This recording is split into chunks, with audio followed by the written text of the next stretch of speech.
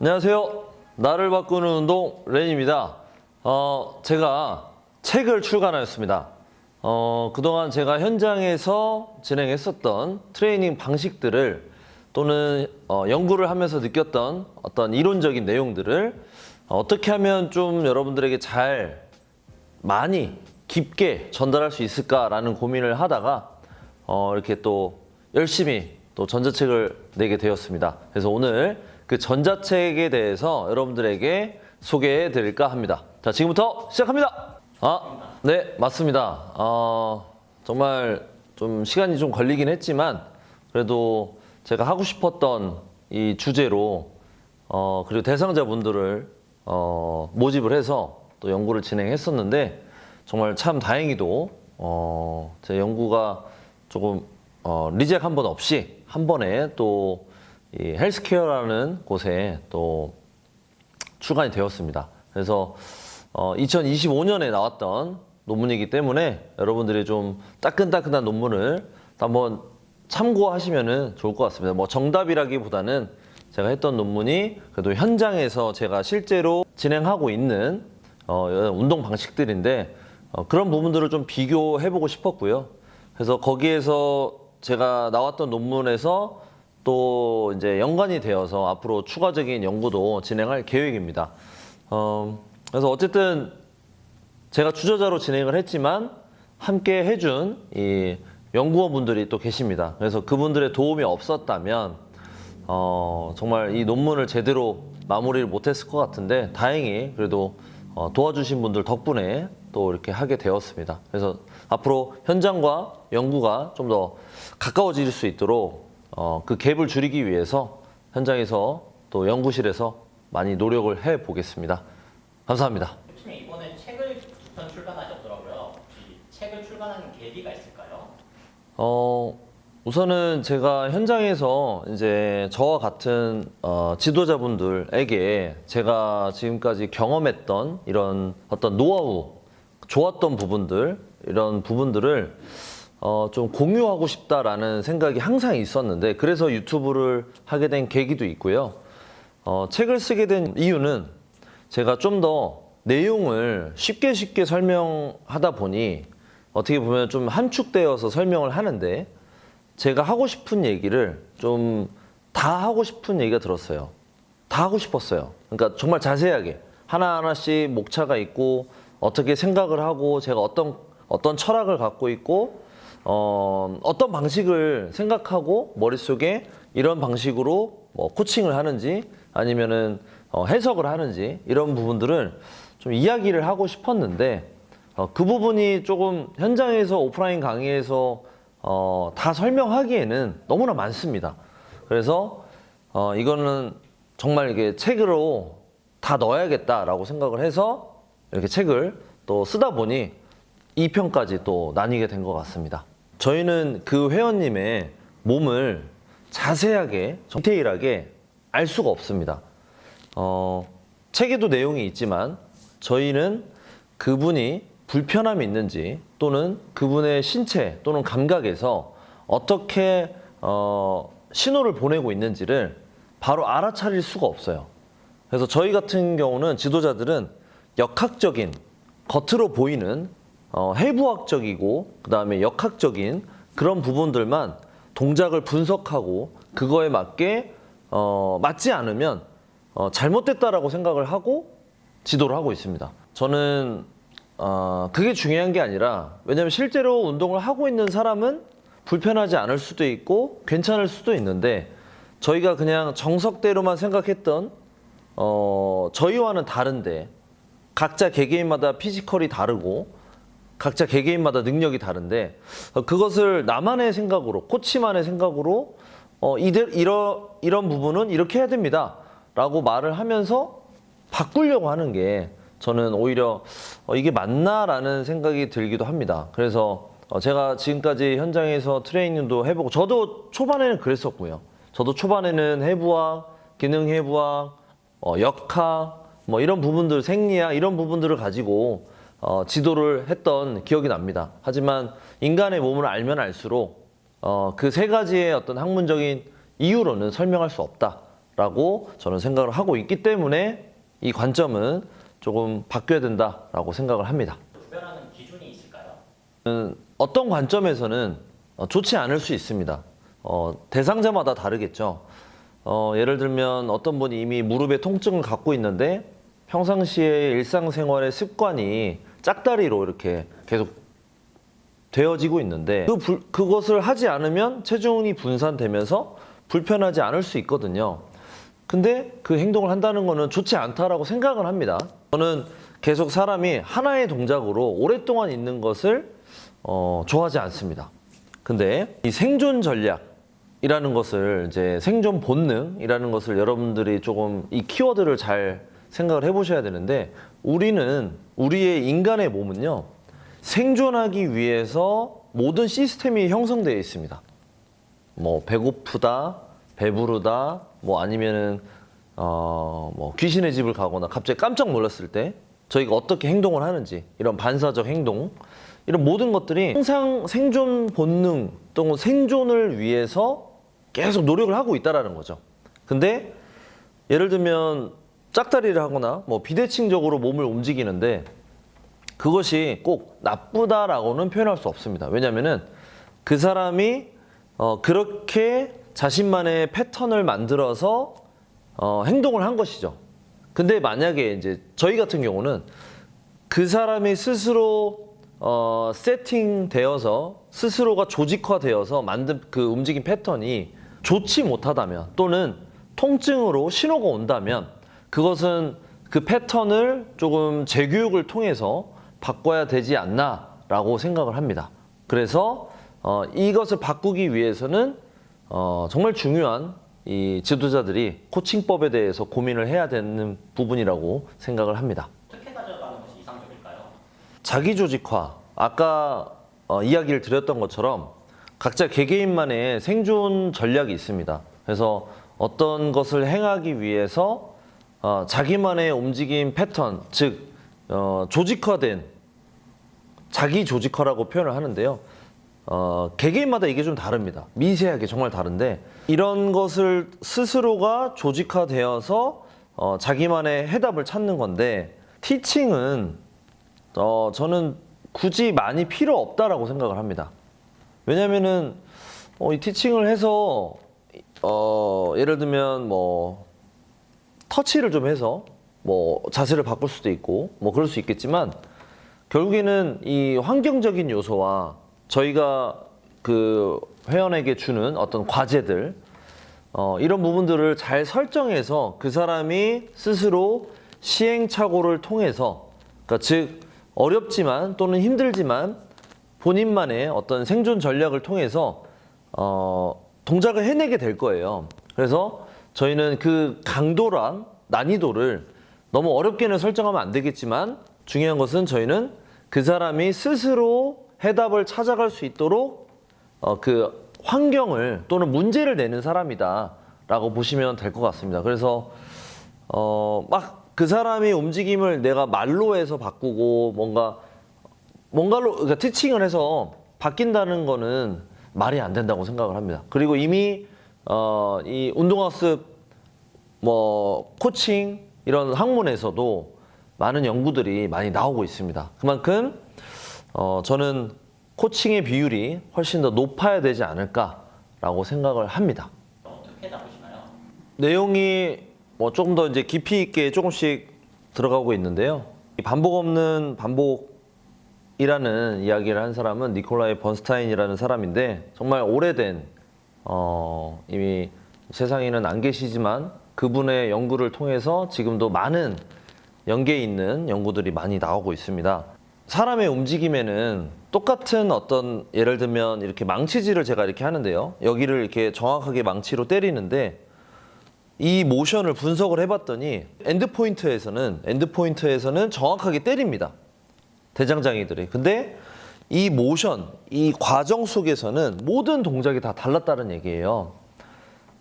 그래서 똑같은 동작이라고 여러분들은 생각을 하지만 그 과정 속에서는 신체의 어떤 그 기능과 감각 요소에서는 매번 똑같지 않다라고 생각을 하셔야 됩니다. 그러면 우리가 일반적으로 하는 운동이 과연 계속 똑같을까요?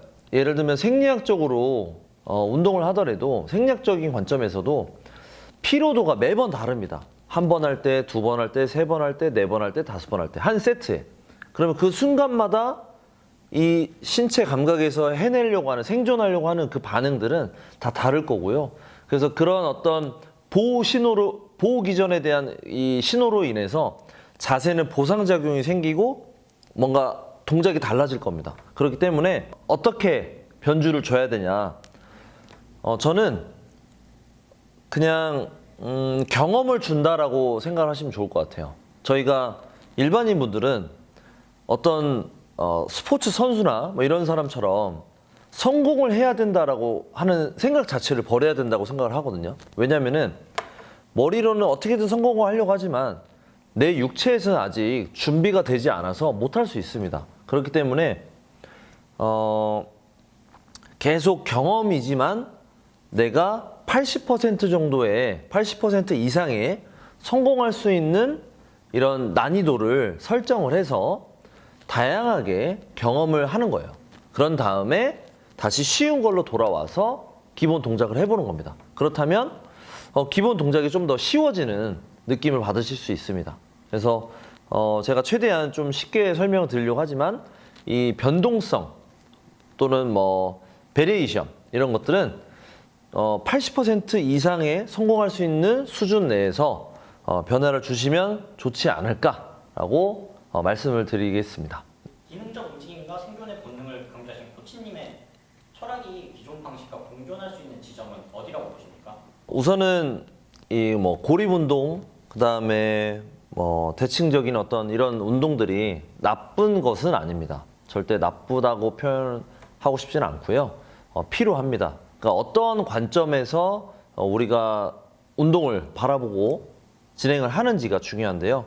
저는 저의 책과 그 소개에서는 정말 원초적인 인간의 어떤 본능, 그 다음에 우리가 왜 걷고 있고, 그 다음에 왜 행동을 하고 있고, 왜 뛰고 이래 왔는지, 우리의 움직임은 본능적으로 태어날 때부터 어떻게 움직여 왔는지 이런 부분들에 대한 이야기를 먼저 합니다. 그러니까 정말 이 현대과학이 발전하면서 앉아있는 시간이 많아지고 뭐 좌식 업무, 그 다음에 어떤 반복적인 노동 이런 부분들이 많이 생기고, 그 다음에 하고 싶은 어떤 운동들, 이런 뭐 여가 활동들 이런 것들을 이제 할 수 있는 어떤 영역까지 지금 살고 있기 때문에 운동을 한다는 것만으로도 저는 좋다고 생각을 하는데요. 그렇지만 이제 불편함이 생기는 어떤 통증 신호 이런 부분들이 생기고 나서부터는 다시 인간의 본연의 본능적인 어떤 생존 본능 이런 부분들을 생각하면서 왜 통증 신호가 나타나는지, 왜 보상작용이 나타나는지, 왜 나는 동작이 안 되는지, 왜 가동성이 줄어들으려고 하는지에 대한 깊은 얘기를 합니다. 제 책에서. 그래서 뭐 고립 운동이 나쁘진 않습니다. 저는 기능적인 움직임과 그 움직임을 토대로 이 신체의 어떤 수용량이 높아지기 위해서 정말 훈련도 고강도의 훈련도 저는 마다하지 않습니다. 진행을 합니다. 뭐 나이가 많든 적든 훈련을 시킵니다. 수용량을 높이기 위해서. 근데 거기 안에 고립 운동도 있습니다. 생리학적인 어떤 그 조직들의 강함을 위해서는 필요합니다. 그렇기 때문에 저는 고립 운동의 어떤 그 공존이 되려면 기능적인 움직임, 저 같은 경우는 순서가 인간의 어떤 본연의 기능, 움직임 이런 것들을 먼저 향상시키면서 고립 운동을 함께 마지막 부분에서 좀 더 훈련을 시키면 좋지 않을까, 또는 요일을 나눠서 또 훈련하면 좋지 않을까라고 생각을 합니다. 뭔가 한 가지만 하는 것은 저는 일반인 분들에게 특히 좋지 않다라고 생각을 합니다. 1편과 2편의 차이점은 어떤 점이 있나요? 1편은 제가 이제 이 책을 쓰게 된 어떤 시작, 왜 이 책을 쓰게 됐는지, 그리고 제가 현장에서 어떻게 지내왔으며, 그 다음에 어떤 공부들을 해왔는지, 이론적인 어떤 배경이 많습니다. 그래서 그리고 현재 지도자분들이 코치분들이 현장에서 어떻게 또 진행하고 있는지에 대한 부분들에 대한 얘기도 하고요. 그래서 100페이지 정도 되는 짧은 어느 정도 짧은 내용들이지만 그래도 1편을 꼭 보시면 제가 어떤 계기로 이렇게까지 생각을 했구나 라고 생각이 드실 겁니다. 그래서 1편을 꼭 읽어보시고, 그래서 제목 자체가 생존에서 시작하는 움직임이거든요. 인간의 어떤 본연의 모습, 인간의 어떤 본능, 생존 이런 부분에 대한 이야기를 조금 깊이 있게 이야기를 합니다. 그래서 1편은 그렇고요. 2편은 통증에 대한 어떤 이야기를 많이 합니다. 왜냐면 저는 현장에서 스포츠 선수도 지도를 하고 있고, 그 다음에 이 재활 운동, 그러니까 재활 치료 영역은 아니고요. 병원에서 치료를 받고, 그 다음에 이제 급성 통증이 아닌 만성 통증을 갖고 계신 분들, 그리고 뭔가 해결 안 되는 분들, 병원은 다니지만 뭔가가 시도를 해도 잘 해결이 안 되는 그런 분들에게 현장에서 지금 진행을 많이 하고 있는데, 그런 분들에게 좀 이야기를 많이 하는데요. 그래서 이 2편에서는 이 통증에 대한 이야기를 많이 하고요.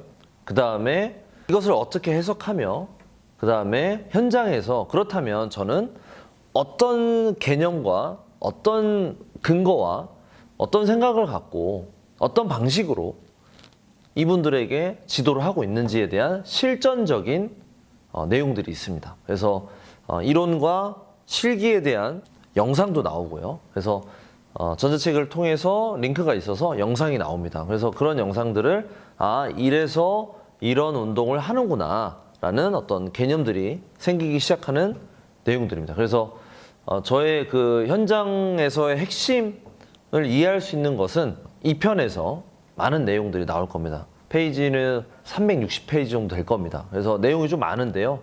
그래도 천천히 한번 읽어보시고 나중에 또 질문해 주시면 감사하겠습니다. 이 개념을 처음 접하는 통증이 심한 회원에게는 거부감 없이 이 사실을 이해시키는 코치님만의 노하우가 있을까요? 우선은 통증의 어떤 척도가 있는데요. 통증이 심하다라고 이제 표현은 우선 급성 통증으로 나눠진다고 생각을 합니다. 그래서 그런 분들은 반드시 병원을 꼭 먼저 찾아가셔야 됩니다. 왜냐면은 여러 가지 검사법이 있는데 실제로 이제 내가 스스로 이렇게 움직였을 때는 아파요. 근데 남이 이렇게 움직였을 때는 좀 괜찮아요.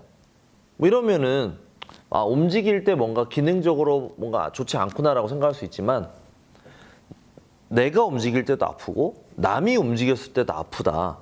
근데 그 통증의 척도가 1부터 10까지 있는데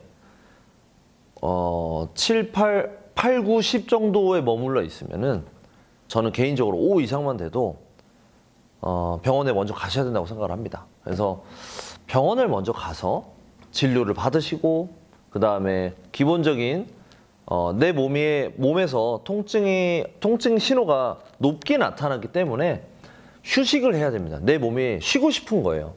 그런 신호가 많이 나타났다는 얘기인데, 그것을 좀 조절해주고 하기 위해서 약을 먹거나 뭔가 주사요법을 하거나 이렇게 빠르게 대처를 해주는 겁니다. 왜냐면은 통증도 계속 기억됩니다.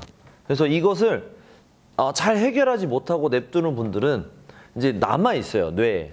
그래서 어떤 미세한 움직임만 해도 통증으로 다시 발현될 수 있습니다. 예를 들면 어떤 트레이너분을 만나서 운동을 했는데 다쳤어요. 그러면 트라우마가 생기겠죠. 운동을 배우면서. 그러면 그 트레이너랑 같이 운동하는 그 상황과 그 현장, 또는 트레이너라는 단어, 뭐 어떤 체육관, 뭔가를 봐도 그냥 갑자기 통증이 느껴질 수도 있습니다. 그렇기 때문에 이 통증은 또 기억되면서 이게 만성 통증으로 또 이어지기도 합니다. 그리고 실제로 이 거부감이 줄어들게 하기 위해서는 저는 실제로 그분께 움직여 보게끔 합니다. 그래서 어느 움직임에서 신호가 오는지 난이도별로 누워서, 엎드려서, 옆으로 누워서, 또는 앉아서, 서서 다양한 움직임들을 되게 작은 거부터 시작해서 좀 더 큰 움직임까지 시켜보고, 만약 큰 움직임에서 불편함이 나타났다면 그건 하나의 신호라고 말씀을 드려요. 신호등 같은 신호. 그래서 그런 신호가 왔을 때는 하지 마세요. 왜냐면 내 몸에서 먼저 신호를 주는 겁니다. 더 큰 위험을 방지하기 위해서라고 좀 더 자세하게 그림과 함께 설명을 드립니다. 이런 부분들은 또 제 책에 또 자세하게 설명이 되어 있습니다. 그래서 꼭 책을 보시면 더 충분히 이해될 거라 생각을 합니다. 이 5단계 신호 중 일반인들이 가장 흔하게 무시해서 문제를 키우는 단계는 어디이며 이때 어떤 조치를 취하시나요? 근데 이 신호들은 어떤 연구에서도 과학적으로 이렇게 이 순서대로 탁탁탁탁 한다라는 정말 확실한 연구는 아직 없습니다. 하지만 제가 현장에서 보고 그다음에 다양한 이론들을 접하고 함축을 했을 때 제가 이런 연구를 하지 못했지만 이런 단계들을 잘 느끼고 체크할 수 있으면 저는 부상을 당하지 않을 수 있겠다라는 생각을 합니다. 하지만 어떤 다른 사람이라든지 다른 어떤 외상으로 인해서 생기는 건 어쩔 수 없지만 내가 운동을 하면서 생기는 부상은 방지할 수 있지 않을까라는 생각을 하는데요. 가장 흔하게 무시하는 거는 특히 트레이너들입니다. 운동 지도자들. 예를 들면 실패 지점이라고 하는데요. 그 실패 지점에서 만약에 내가 자세가 벤치프레스를 하는데 이렇게 운동을 막 하고 있는데 실패 지점이 옵니다. 이 생리학적 근육에 실패 지점이 오는데 그러면 신호가 오게 됩니다. 예를 들면 여러 가지 중에서도 떨림, 이런 현상, 운동하면서 이런 경험이 있는 분들도 많을 거예요. 이런 현상이 왔을 때 그럼 어느 정도 신호가 온 거거든요. 근데 그때 하나 더 좋습니다. 하나 더 해도 됩니다. 근데 트레이너가 가장 캐치를 못하는 게 이렇게 보상작용이 일어나려고 하는 그 순간이 있거든요. 그 순간. 보상작용이 일어나려고 하는 그 순간. 왜냐면 예를 가슴 근육과 삼두근, 어깨 전면이 약간의 지쳤어요. 그러면은 근데 가슴 근육을 많이 쓰려고 이제 세팅을 하고 운동을 하는데 이때 지쳐서 떨림이 나타났고 근데 트레이너는 하나 더 이런 표현. 실패 지점 중요합니다. 왜냐면 그 구간을 훈련함으로써 경험함으로써 저는 신체의 어떤 능력을 향상시킬 있다라고 저는 공감을 합니다. 하지만 저희는 다치지 않아야 되잖아요. 우선 가장 중요한 게 저는 통증도 기억되기 때문에 다치지 않아야 된다라고 생각을 합니다. 근데 보상작용이 나타났는데도 그걸 무시하고 진행하는 것. 네, 그래서 저는 보상작용이 가장 중요하다고 생각을 합니다. 그래서 그 보상작용을 근데 옆에서 보는 사람은 잘 캐치를 못할 수도 있어요. 동작이 커야지만 캐치할 수 있습니다. 하지만 그것을 저희가 교육자로서 교육을 시켜서 그 사람이 어떤 보상작용이 나올지를 저희는 예측할 수 있습니다. 저희 코치들은 알아요. 그래서 그 보상작용이 나타나면 회원님 스스로 그만하세요 라고 알려줘야 됩니다. 근데 이 개념을 이론과 현장에서 직접 경험해보지 않고 배우지 않았으면 알지 못합니다. 그러면서 다치는 분들이 정말 많습니다. 그래서 저는 보상작용이 좀 가장 중요하지 않을까라고 생각을 합니다. 2단계에서 자유로 푸는 B단계로 넘어가도 좋다는 가장 확실한 신체 신호는 어떤 것인가요? 우선은 이제 정말 질문이 정말 심도 있게 질문을 해주셔서 참 감사합니다. 정말 제 이 책을 보신 분들만 할 수 있는 질문입니다. 그래서 우선은 통증 환자라고 표현하기보다는 병원에 계신 분들은 이제 환자이고요. 또 저희한테 오시는 분들은 이제 만성 통증. 그러니까 어떻게 보면은 심리적 요소도 있고 여러 가지 어떤 분들이 있는데 통증이 가짜는 아닙니다. 왜냐면 그 사람 당사자에게는 진짜입니다. 하지만 이것이 어디까지 움직여도 되며 어디까지는 하지 말아야 되는지에 대한 어떤 그 신호등 같은 역할을 스스로가 알면 안 다치고 뭔가 좀 더 시도해볼까 도전해볼까라는 생각도 들지 않을까라는 생각을 하는데요. 어쨌든 중요한 것은 자유도가 좀 더 확장이 되기 위해서는 A 단계에서는 우선은 스스로가 느껴야 됩니다. 이 내적 피드백이라고 하죠. 스스로가 움직임을 이렇게 하면서 느껴야 돼요. 그리고 두려움이 좀 있지만 낮은 난이도에서 연결 지어 보는 겁니다. B 단계를. 예, B 단계가 뭐 어떤 건지는 잘 모르실 수 있지만 B 단계로 넘어가는데 B 단계는 대부분의 인간의 움직임에 협응 동작이 많잖아요. 그런 협응 동작을 많이 하는 단계입니다. 즉 시너지 단계이기도 합니다. 움직임의 시너지. 그래서 A 단계에서는 정말 하나씩 뭔가 부드럽게 움직이면서 이 내 신체에 있는 감각들이 어떻게 표현을 하는지 그것을 알아차리는 단계입니다. 그래서 정말 내가 스스로 느끼면서 진행을 하셔야 되기 때문에 그런 부분들을 느껴보시고, 그래서 떨림이라든지 그 다음에 어떤 다른 근육근, 예를 들면 내가 다리를 움직이고 있지만 목에 힘이 들어간다든지 그러면은 그 움직임은 좀 작아야 됩니다. 근데 뭐 움직임이 좀 작으면은 아직은 A 단계에서 머물러 있다는 얘기인데, 하지만 뭐 굳이 A 단계를 계속 할 필요는 없고요. 저는 또 제 책에는 이야기를 하고 있지만 다양한 경험이 일관성을 만들어 준다라고 얘기를 합니다. 그렇기 때문에 A 단계에서만 그냥 머물러 있는 것보다는 B 단계도 살짝 경험을 하고 다시 A 단계를 해보고 다시 B 단계도 경험하고 A 단계를 해보는 이런 과정을 지속적으로 하는 겁니다. 그래서 하지만 난이도가 높아질수록, 단계가 높아질수록 움직임은 작아야 되고 속도는 빠르면 안 되고 뭔가 이런 어떤 기준이 있거든요. 그런 부분들도 책에서 또 설명을 드리고 있기 때문에 책을 또 자세히 봐주시면 감사하겠습니다. 이 전략을 절대 사용해서는 안 되는 유형의 회원이나 상태, 성향 등이 있을까요? 우선은 실수를 통해서 저희는 배우게 됩니다. 적당한 어려움, 적당한 힘듦을 저희 코치는 대상자에게 또는 뭐 선수나 회원에게 줘야 됩니다. 그러면서 회원은 스스로 시행착오를 통해서 향상되는데요. 근데 이제 이런 오류를 적당히 줘야 되는데 이 오류에 대한 부분을 너무 과하게 주면 다칠 수 있습니다. 저희는 적당한 어떤 난이도를 증가를 시키게 됩니다. 무게만 증가시키는 것이 아니라 다양한 변수들을 회원에게 또는 선수에게 상황을 만듭니다. 그러다 보면은 위험할 수도 있어요. 어떻게 보면 위험할 수 있어요. 이 운동이라는 게 종이 한 장 차이로 정말 다칠 수 있거든요. 아무리 좋은 운동도 누군가한테는 안 맞을 수 있습니다. 아무리 좋은 연구에서 좋다라고 해도 나한테는 안 좋을 수 있어요.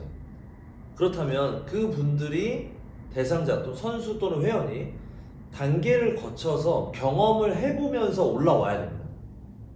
아이가 바닥을 만지고 이 물통이 뜨거운지 차가운지도 경험해보고 이러면서 점점 학습해 나가는 과정이 저는 필요하다고 생각을 해요.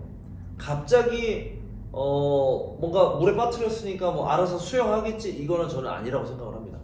다양한 상황을 통해서 하나씩 그 배워가는 과정이 필요하다고 생각을 해요. 그래서 이 다이나믹 그 시스템이라는 어떤 그 이론이 있는데, 예를 들면 극한의 어떤 아이를 바다에 빠뜨려서 알아서 수영하겠지, 이런 개념으로 접근하면 안 되거든요. 근데 이게 물이 차갑고 어떻게 움직여야 되고, 이렇게 하면 스스로가 막 물 속에서 만져보면서 이렇게 하면 물을 밀어낼 수도 있구나, 이런 다양한 경험들을 하면서 친해져야 됩니다. 먼저 친해져야 돼요. 그러면서 다양한 변동을 통해서 조금씩 변화를 주면서 수영도 배워가게 되고 하는 건데, 이런 과정 없이 서커스 하듯이 운동을 하는 거, 그것은 전혀 의도 없는 코칭입니다. 의도 없는 운동이에요. 그래서 저는 제일 중요한 게 무조건 주는 오류보다는 의도를 갖고 단계별로 훈련을 시키면서 결국에는 어려운 환경까지, 어려운 태스크까지 해낼 수 있는 단계별 훈련을 저는 지향을 하고 있습니다. 그렇기 때문에 결국에는 회원들은 갑자기 어려운 걸 하진 않습니다. 왜냐면 무섭거든요. 무섭기 때문에. 그렇기 때문에 근데 그것을 시키는 코치나 지도자가 저는 더 중요하다고 생각을 합니다. 코치님이 생각하시기에 인간이 뇌를 가장 긍정적이고 똑똑하게 변화시키는 단 하나의 움직임을 꼽자면 어떤 것이 있을까요? 인간의 움직임에서 가장 중요한 것은 저는 걷기, 달리기라고 생각을 합니다. 네. 잘 걷고 잘 뛰어야 인간의 생존 본능에서 저희는 현재는 아니지만 이 구석기 시대 때 사냥하고 살기 위해서 동물을 사냥하고 어떻게 보면 정말 살기 위한 어떤 본능적인 행동들이었는데 정말 잘 뛰어야 되고 민첩했어야 합니다. 그렇기 때문에 정말 어려운 환경에서 살았던 그런 사람들은 삶을 마감하는 시기가 정말 빨랐다고 합니다. 하지만 저희는 어떻습니까?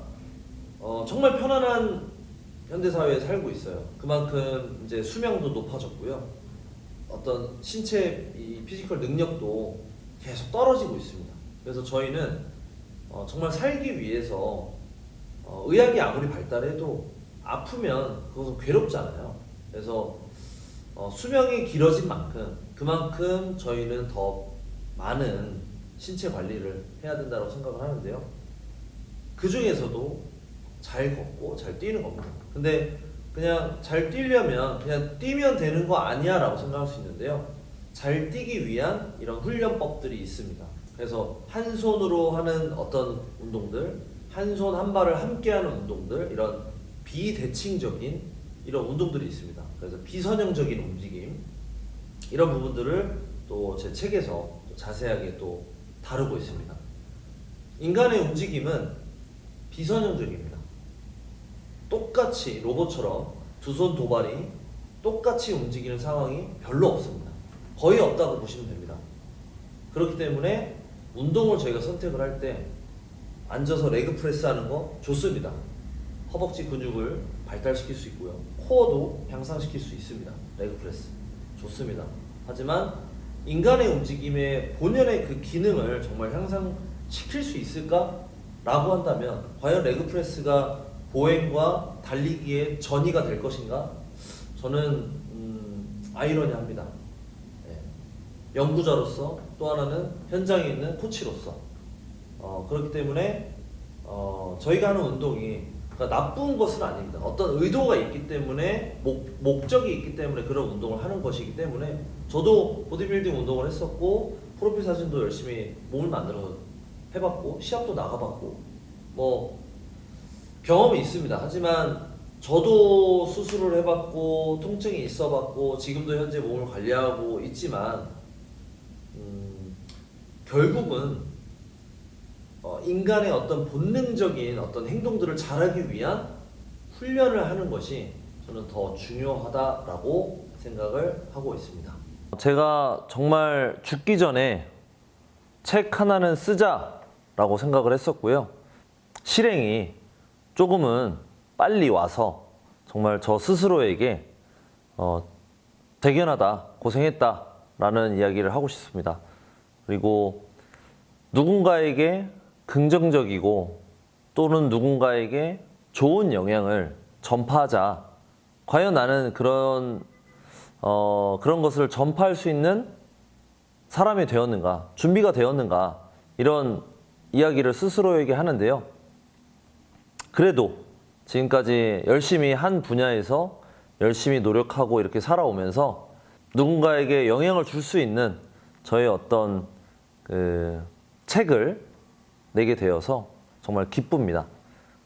저의 어떤 생각과 저의 어떤 방향, 저의 철학 이런 부분들이 책에 잘 들어가 있습니다. 여러분들이 이 책을 보시고 이런 사람은 이렇게 살아왔고 이런 사람들을 대했고 이런 노하우가 있고 이렇게 시행착오를 겪었고 그래서 이렇게 진행하고 있구나 라는 어떤 이야기들을 보실 수 있으실 겁니다. 항상 저도 배우고 있습니다.